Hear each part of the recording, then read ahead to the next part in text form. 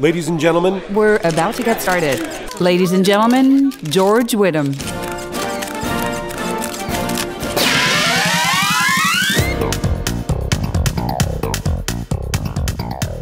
Hello, this is George Whittam reporting for Whittam's World.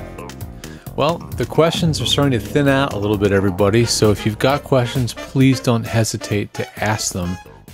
So what I'm going to do tonight, I've got some that were hanging on from 2013 that were, kind of complicated answers, so I figured I would take the challenge tonight and kind of try to tackle two different questions about acoustics. The questions are pretty long, so bear with me while I read through them, and I'll see if I can kind of address some of the acoustical details that both of these questions are asking me, because they kind of overlap.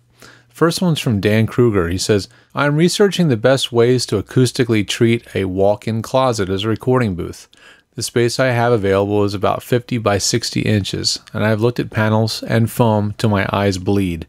My question is this: will acoustic blankets provide me with a sufficient deadening effect to produce quality recordings? If so, can I just hang these on the wall and the ceiling, or will a small air gap negatively affect its performance?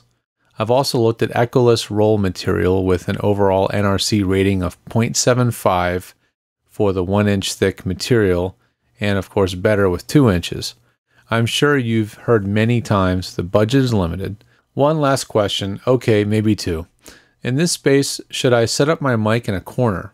Should I cover 60 to 70% of the space or all of it? Okay, that's all pretty simple stuff, right? So let's dig into that after we ask this other question, and maybe these two I can be wrapping them into one nice tidy answer. Tom Han writes, I built a 4x5 booth. It's about 7 feet tall with single thickness walls and a solid core door. I used 2-inch foam to try to even out reflection and boxiness. Well, the boxiness remained until I went ahead and lined the upper 2/3 of the walls with 4-inch foam wedges and used some of the old 2-inch along the bottom. I should also add that the 2-inch didn't isolate the exterior noise all too well either. The 4-inch does. In terms of noise floor, it's very manageable with a very light touch of broadband noise reducer. However, I'm sure you're thinking this 4-inch thick foam also deadens the treble or any liveliness to the recording space. There's a slight EQ I apply to my voice to take down a bass emphasis, about 1.5 dB. That is pretty slight. And my TLM 103 loves the space now. It's quiet, it's not boomy, and also totally non-reflective. My question is, what would I do to try and balance out the need for the absorbing quality of the foam, both the exterior sound and boxy quality inside, and yet not take so much of the air out of the upper frequencies? It's a tight space as described, and removing the thick foam reintroduces a boxiness. These questions may sound like different questions, but really they kind of are dealing with the same sort of spaces, very similar sizes, and they're both going to be fighting against the same problems. Let's talk about acoustics now in really small spaces, like a voiceover booth or a closet. When a space gets really small, you're dealing with a couple of problems that really get exacerbated by the size of the room when it really shrinks down. And so you're dealing with a couple things. One of them is early reflections, and that's the sound of your voice reflecting off of a hard surface and coming back into the microphone rapidly. Those two sounds are getting blended together, and that is really what you're hearing as that's part of what you're hearing as a boxy sound. So early reflections are one problem. The second big problem in a small space is resonance. So the room is going to have probably more than one, but at least one prominent resonant frequency. That's just like when you blow air across the Coke bottle, and the Coke bottle rings at a certain tone. Put more water in, the pitch goes up. Take the water out, the pitch goes down. As the volume increases, the resonant frequency of the bottle lowers. So when you're in a small space like a closet, the resonant frequency of that space is going to unfortunately ring right somewhere in the middle of your voice range. Somewhere usually between 150 and 200 hertz, you're going to find that room is going to ring. Now, you can find that frequency by simply using your ear. I do it by using an EQ, a parametric equalizer, and I will actually boost the EQ setting and slide it up and down while I listen to the audio until I find that frequency that really stands out, that just seems to ring like a bell. And then I can find what it is. But that's, you know, something I'm going to do in post-processing. If I'm dealing with this problem from an acoustical standpoint, again, when you're dealing with small spaces, it's really about controlling the hard surfaces or those early reflections. And because the space is so small, there's almost no benefit to having any hard surfaces anywhere near the microphone at all. Some people say, well, shouldn't there be diffusion as well as absorption because it balances out and it gives back some of the liveliness? Yeah, that tends to be true, but I find it's very difficult to find a diffusion system that is something that's designed to disperse and reflect sound that works really well in a small space. So we end up just trying to control the reflection as much as possible.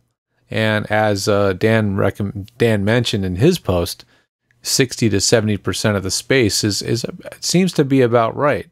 If you cover 70% of the space with absorbing material, it will do a pretty good job of getting the RT60 time.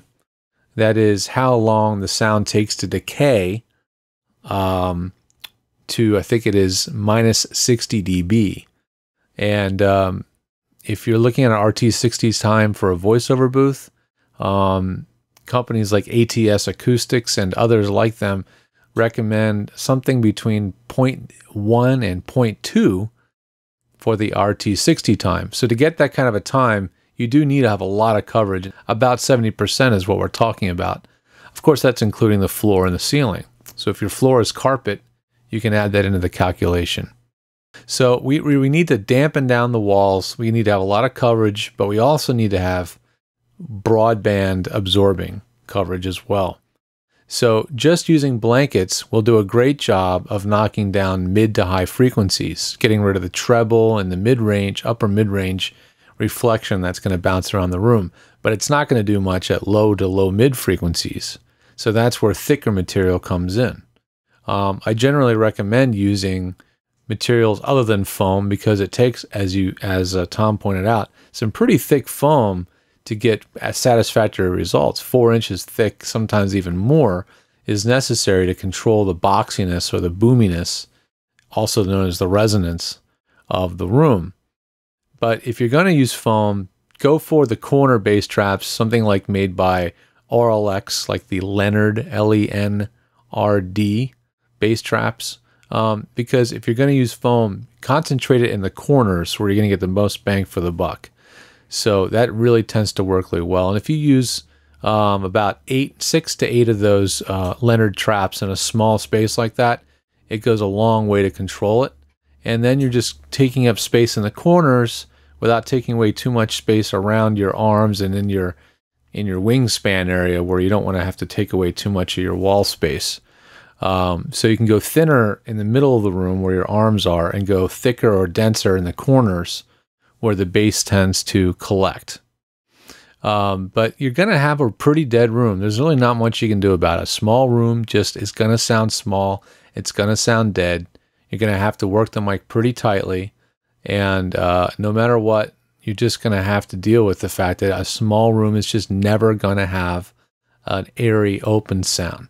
You cannot substitute a small room for a big room if you're going for that sound. There's nothing like a large open space with the appropriate amount of acoustic absorption in terms of movable baffles and things like you'd see in a world-class studio. You can't simulate that in a really tiny space. There's nothing you can really do about it. And don't worry about an air gap where your blanket touches the wall or doesn't touch the wall.